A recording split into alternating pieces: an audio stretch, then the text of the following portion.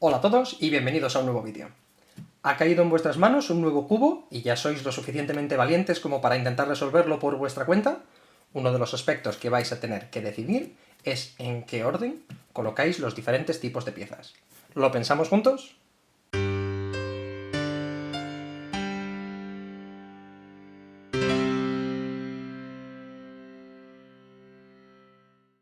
Y no va a ser este el único aspecto que os toque decidir, o sobre el que tengáis que pensar cuando caiga en vuestras manos un cubo nuevo que queráis resolver por vuestra cuenta.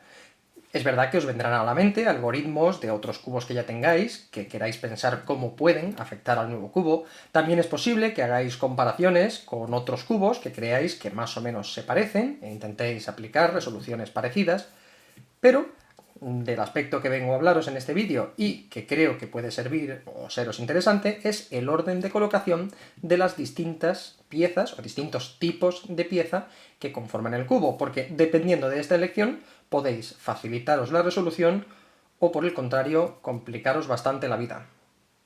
Para este ejercicio que vamos a realizar he elegido el cubo Rex, por dos motivos, principalmente porque tiene un único tipo de giro, en este caso es por las esquinas, con giros de 120 grados en cada una de las posiciones, y por otro lado porque es un cubo lo suficientemente básico como para que casi todos vosotros lo tengáis en casa y así podáis seguir la explicación de la manera más sencilla posible. Ya os digo, es un cubo de giro simple.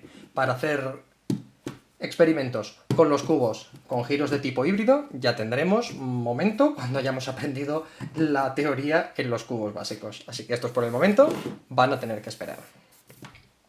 Advertencia número 1.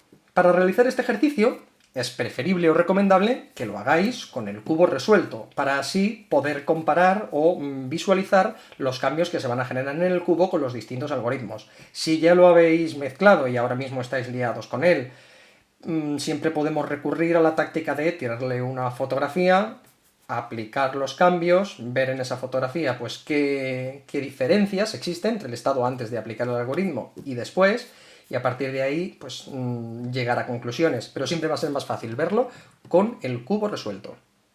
Lo primero que vamos a tener que pensar, obviamente, es qué tipo de piezas son las que componen nuestro cubo. En este caso es muy sencillo, porque tenemos solamente 3 tipos de piezas, en un número diferente cada uno de ellas, pero solamente son 3 tipos. Tenemos estas aristas grandes, que conforman los lados del cubo, tenemos estos centros, que son móviles, se marchan a lo largo del cubo, se van de paseo, no son fijos, y luego tenemos estos pétalos, que también se intercambian de manera libre y que tendremos que colocar. Es decir, tenemos en este caso, en este cubo, 3 tipos de piezas. Vamos a decidir qué pieza va primero y qué pieza va después.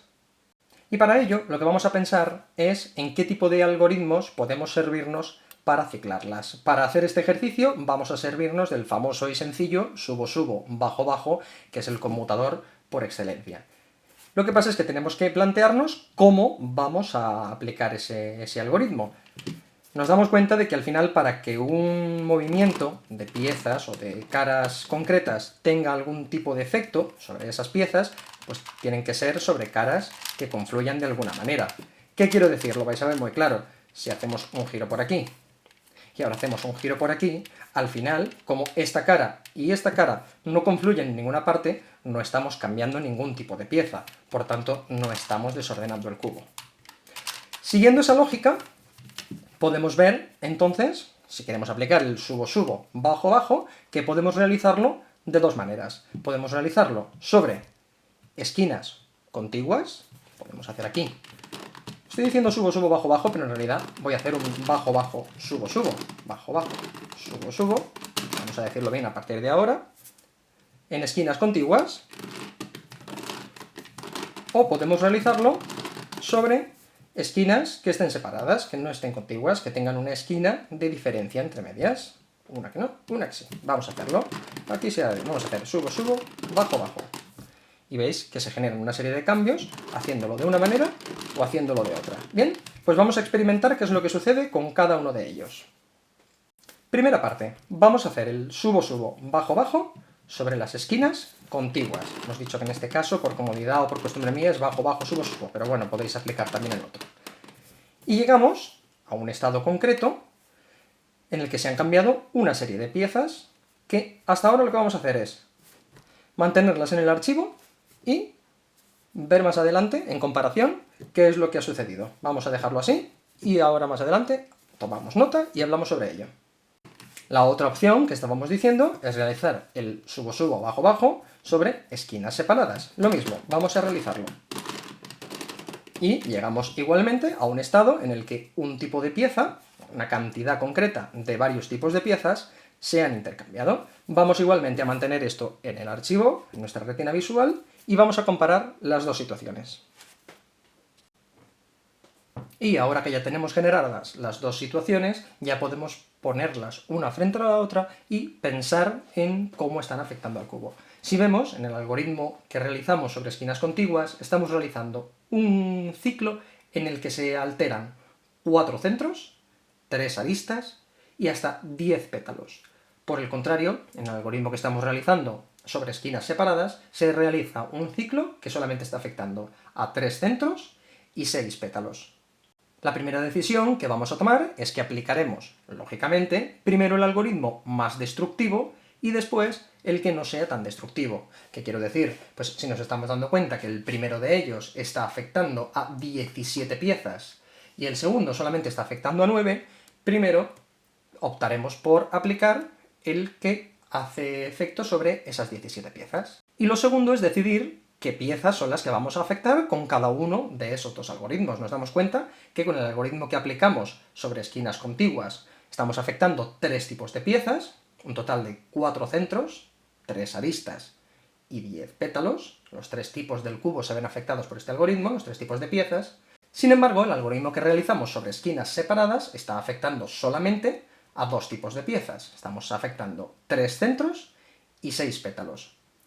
Por tanto, y realizando el camino al revés, vemos que el segundo algoritmo no realiza ningún tipo de cambio sobre las aristas. Solamente los dos algoritmos coinciden sobre los centros y los pétalos. Además, curiosamente, vemos que el número de aristas que se cambian en el algoritmo sobre esquinas contiguas es de 3, nuestro famoso y queridísimo ciclo de 3, que es el que vamos buscando.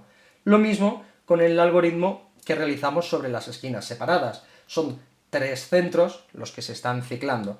Por tanto, llegamos a la conclusión de que realizaremos primero el algoritmo sobre esquinas contiguas para realizar un ciclo de aristas.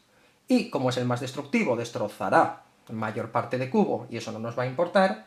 Y en segundo lugar, realizaremos el algoritmo sobre esquinas separadas para colocar los centros en ciclos de 3, de manera que no se verán afectadas las aristas que ya hemos colocado en el paso anterior. Y es verdad que nos va a quedar por colocar un tipo de pieza, que serán los pétalos.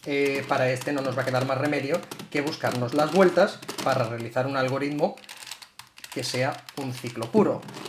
Y pensaréis, si finalmente me tengo que acabar buscando las vueltas igualmente para realizar un algoritmo que sea un ciclo puro, ¿de qué me sirve lo anterior? Daos cuenta de que al final solo tenemos una pieza que tener que ciclar de esta manera y si hubiéramos realizado el orden de colocación de las piezas pues en otro diferente, es posible que en lugar de llegar a una situación de este estilo nos hubiéramos complicado bastante más la vida para encontrar la forma en la que ciclar las piezas que nos hubiéramos dejado al final.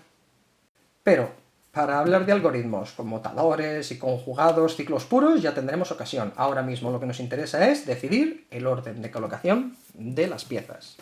Y lejos de querer realizar una comparativa entre cubos, vamos a realizar el ejercicio sobre otro cubo, pues que pueda darnos también información. Os digo, no se trata de una comparativa, pero sí que tenemos, a igualdad de condiciones, unos giros por las esquinas en intervalos de 120 grados. Entonces vamos a coger otra forma geométrica y otro funcionamiento para ver cómo aplicamos esto que estamos hablando. En este caso tenemos igualmente como tipos de piezas unas aristas, tenemos igualmente unos centros, tenemos igualmente unos pétalos, pero la diferencia geométrica y los cortes diferentes han generado estos nuevos tipos de piezas, pues que también vamos a decidir en qué orden colocar. El razonamiento va a ser el mismo, es decir, si realizamos un giro por esta esquina y realizamos un giro por esta otra, al fin y al cabo son esquinas aisladas que no están fastidiando el cubo. Entonces vamos a servirnos del mismo algoritmo, del subo-subo, bajo-bajo, y tenemos que realizarlo sobre esquinas que confluyan de alguna manera en las mismas piezas para así realizar un ciclo. Estamos en la misma situación, podemos realizarlo sobre esquinas contiguas o sobre esquinas separadas. En esta cara tenemos una esquina más, no tenemos solamente 4, tenemos 5, pero nos damos cuenta que si nos vamos una más para allá, también serían esquinas separadas vistas desde este lado. Entonces, contigua, separada, separada, contigua. Vamos a realizar la misma operación y vemos cómo afecta al cubo.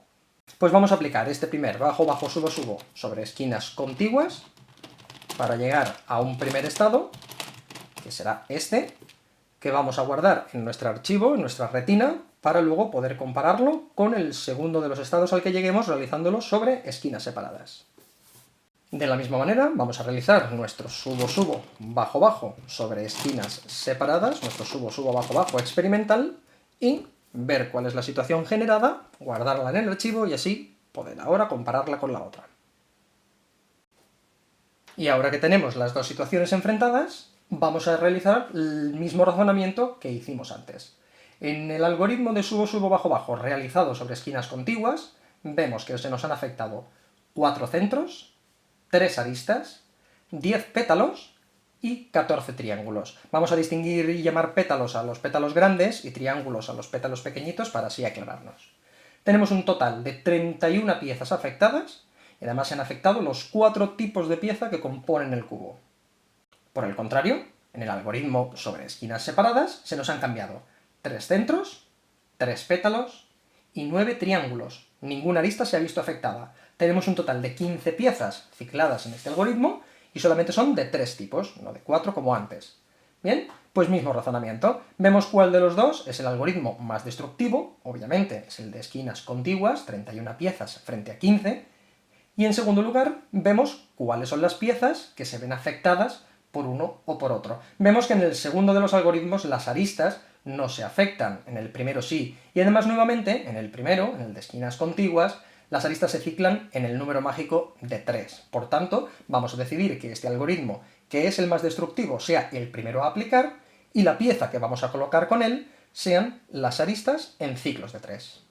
Y, en segundo lugar, vamos a aplicar el algoritmo sobre esquinas separadas. Pero aquí llegamos a un dilema, y es que realiza el mismo número de cambios sobre 2 tipos de piezas. Se nos cambian 3 centros y 3 pétalos. ¿Qué hacemos a partir de aquí?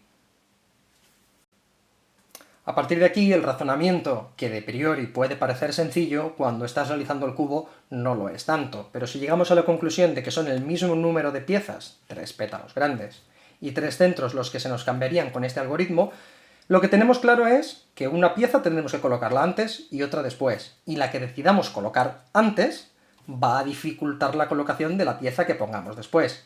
Por tanto, el razonamiento es el siguiente. Tenemos un dodecaedro con 12 caras. Por tanto, un centro por cara nos dan un total de 12 centros, y sin embargo, 5 pétalos por cara nos dan un total de 60 pétalos a lo largo de todo el cubo. Si decimos que el primer algoritmo que realicemos es el sencillo y nos va a dificultar la colocación de la pieza que dejemos para después, la lógica nos dice que realicemos primero, con el algoritmo sencillo, la colocación del mayor número de piezas posible, que son esos 60 pétalos, y dejemos para después la colocación de los centros. La colocación de los centros finalmente nos va a requerir pues, de un ciclo un poquito más complicado. Nos podemos valer igualmente como base de este subo-subo bajo-bajo, que sabemos que realiza un cambio, y añadir de por medio un cambio un poco más elaborado. Perdón, hacia el lado contrario. De manera que estos iniciales 3 que habíamos ciclado, al final se han convertido, sin afectar en los pétalos, en un ciclo de estos 3 centros. Igualmente seguimos rompiendo triangulitos. Y finalmente volvemos a una situación similar a la que nos pasó en el Rex, en la que ciclamos y colocamos con algoritmos no puros, de más destructivo a menos, 3 tipos de piezas del cubo, y finalmente se nos queda siempre una rezagada con la que tendremos que estrujarnos el cerebro y realizar conmutadores puros para poder introducirla. En el caso del Bauhinia van a ser esos triangulitos chiquitines. Aunque no es el propósito del vídeo, a modo de ejemplo, pues vamos a ver cuál fue el primer conmutador, si es que me acuerdo de cómo lo hice yo. Yo lo que hice fue intentar separar uno de estos triangulitos lo máximo posible.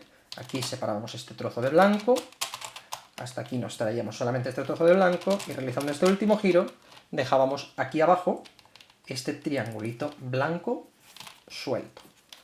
Lo cambiamos por otro, que en este caso es este gris, y empezamos a deshacer los movimientos. Lo unimos al blanco, lo subimos a todo su grupo, lo devolvemos a su cara. Ya tenemos este nivel de giro